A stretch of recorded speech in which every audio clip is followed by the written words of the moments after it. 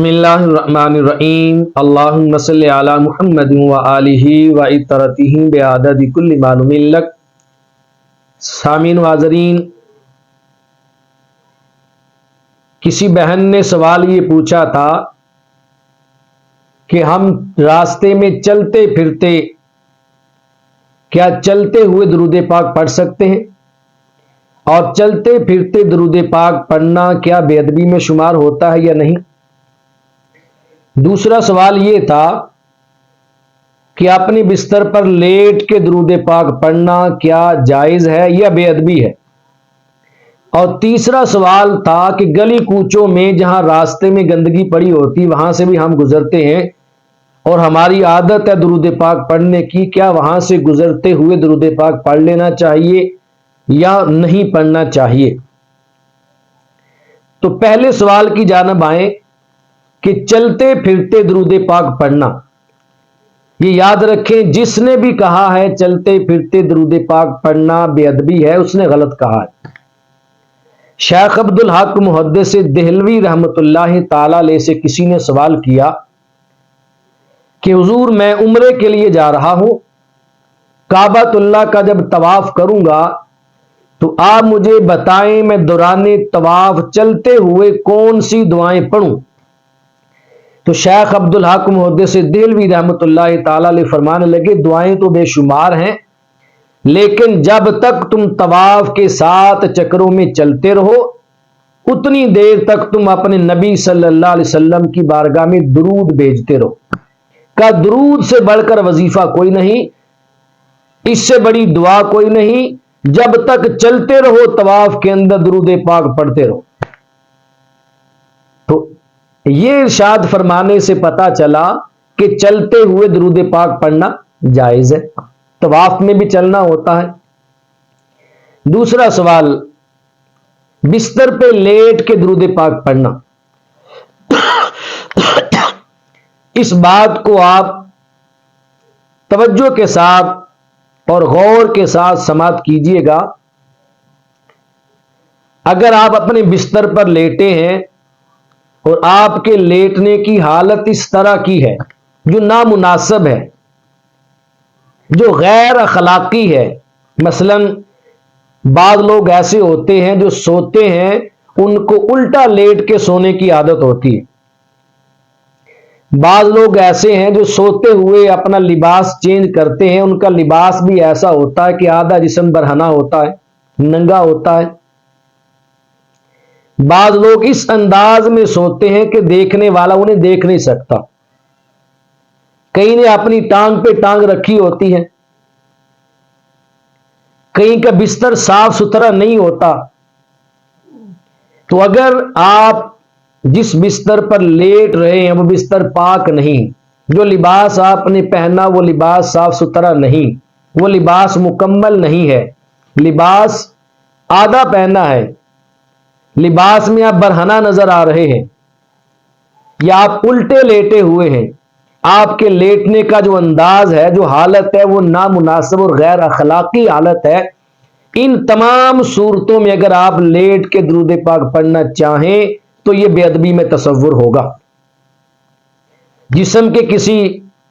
نامناسب حصے پر آپ خارج کرتے رہیں، ساتھ درود پاک پڑھتے رہیں تو بے ادبی ہے۔ ہاں، اگر آپ صاف ستھرے ہیں، عشاء کی نماز پڑھ لی ہے، باوضو ہیں، لباس آپ نے سنت کے مطابق پورا پہنا ہوا ہے،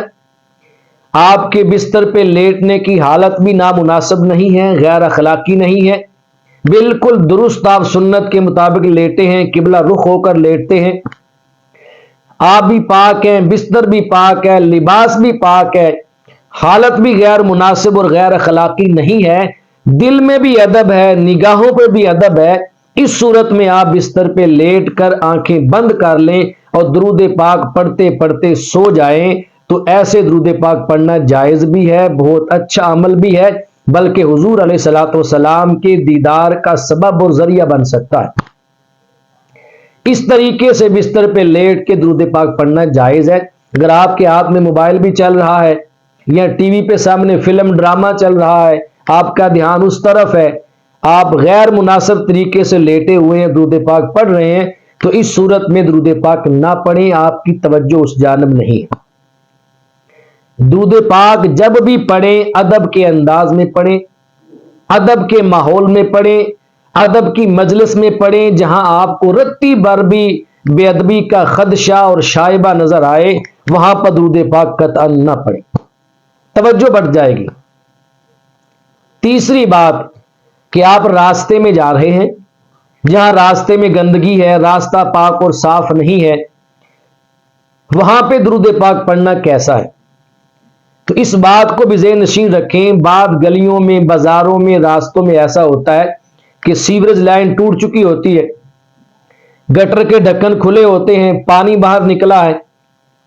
آپ نے اپنے پینچے اوپر اٹھائے ہوئے ہیں، پانی کے اندر سے گزر رہے ہیں، اگر آپ کہیں کہ اب یہاں سے درود پاک پڑھتے گزریں تو مناسب نہیں ہے، بے ادبی ہے، وہ جگہ پاک نہیں ہے، آپ کا دھیان اپنے کپڑے بچانے کی جانب ہوگا، درود پاک کی طرف نہیں ہوگا۔ ایسی حالت میں درود پاک راستے میں قطعا نہ پڑھیں۔ آپ راستے میں جا رہے ہیں، بازار میں ہیں، خواتین کی بھیڑ ہے، خواتین کے چہرے نظر آتے ہیں، خواتین کی طرف آپ دیکھتے ہیں، دائیں بائیں توجہ کرتے ہیں، تو اس صورت میں وہاں درود پاک نہ پڑھیں۔ راستے میں گندگی نظر آ جائے، راستے میں خواتین کا ہجوم ہو، راستے میں کوئی مرد یا عورت برہنہ ہو، گالم گلوچ کی مجلس ہو، بری مجلس ہو، بری جگہ ہو، ان مقامات پر، ایسی جگہوں پر آپ درود پاک نہ پڑھیں۔ میرے شیخ اور مربی، میرے مرشد کامل، شیخ طریقت الحاج حضور قبلہ پیر پائندہ محمد خان قادری مد ظلہ العالی المشہور خواندہ سرکار، آستانہ علیہ قادریہ، تھانہ شریف سوات، آپ نے ہمیں فرما رکھا بیٹا جب راستے میں جائیں تو ناپاک جگہ ہوتی ہے، گندگی ہوتی، جہاں ناپاک اور گندی جگہ ہو وہاں سے گزرتے ہوئے آپ درود پاک کبھی نہ پڑھیں۔ اگر آپ درود پاک پڑھیں گے تو آپ کے سر میں درد شروع ہو جائے گا، اور اس بات کو میں نے آزمایا ہے۔ الحمدللہ ثم الحمدللہ، ہم کہیں جاتے ہیں تو تسبیح ہمارے ہاتھ میں ہوتی ہے، ہم وظائف پڑھتے رہتے ہیں، وہ کبھی بھولے سے یا غلطی سے بھی کبھی راستے میں درود پاک پڑھ بیٹھیں، اس کے نتیجے میں پھر سر میں درد شروع ہو جاتا ہے۔ تو بتانا یہ مقصود ہے کہ جہاں جگہ راستے میں پاک اور صاف ہو، مثلا آپ مدینہ طیبہ میں ہیں تو مدینہ طیبہ سارا کا سارا پاک ہے، ساری گلیاں پاک ہیں، مدینہ کی گلیوں میں چلیں گھومیں اور دیوانہ وار اپنے نبی پہ درود پاک پڑھیں۔ لیکن اگر آپ اپنے کسی بازار میں ہیں، کسی ایسی سڑک پر، ایسی گلی پر، کسی نالے کے پاس ہے، تو گندگی پاکستان ہو اور گلیوں میں گندگی نہ ہو، یہ ہو نہیں سکتا، راستے میں گندگی نہ ہو، یہ ہو نہیں سکتا، سڑکیں صاف ہوں، یہ ہو نہیں سکتا۔ اس لیے راستوں میں